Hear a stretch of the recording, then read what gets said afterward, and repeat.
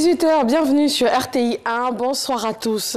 Le général Stephen Townsend, commandant du commandement militaire des États-Unis pour l'Afrique, AFRICOM, a été reçu par le président ivoirien.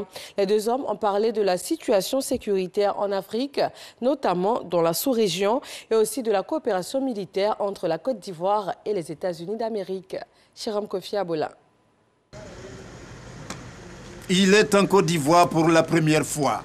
Ce mardi, c'est le palais présidentiel de la République de Côte d'Ivoire qui l'accueille.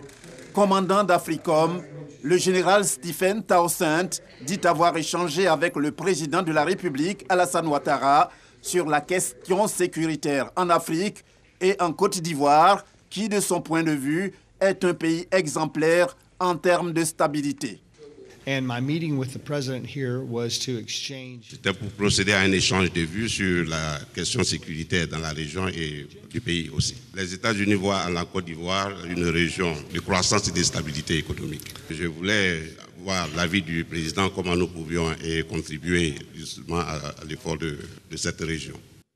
AFRICOM, c'est le commandement américain pour l'Afrique, une structure qui a donc pour vocation de superviser toutes les opérations militaires des États-Unis sur le continent.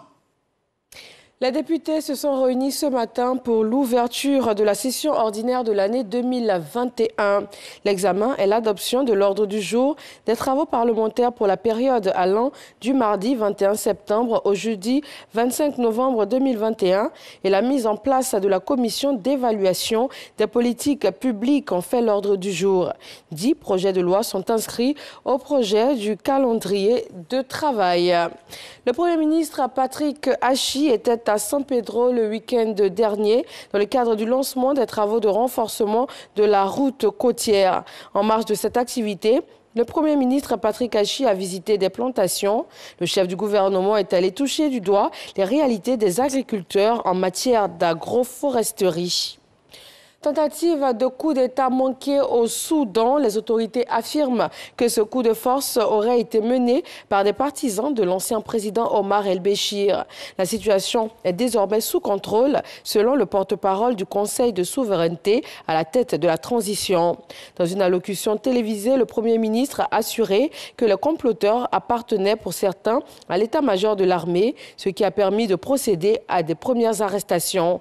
Il rassure, cette tentative de putsch n'entravera pas la transition vers la démocratie au Soudan. Au Burundi, au moins 3 personnes ont été tuées et plusieurs autres blessées lors d'attaques à la grenade. Des explosions meurtrières produites simultanément à une heure de pointe dans des endroits très fréquentés comme un arrêt de bus ou encore un marché. Et puis l'Assemblée générale de l'ONU, le débat général de la 76e session s'est ouvert aujourd'hui. Le président américain Joe Biden a tendu la main à l'Iran et promis des efforts financiers pour lutter contre la pandémie et contre le changement climatique.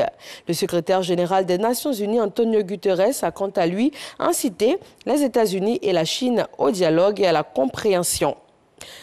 C'est tout pour ce bref point de l'actualité. Je vous retrouve avec grand plaisir à 20 h.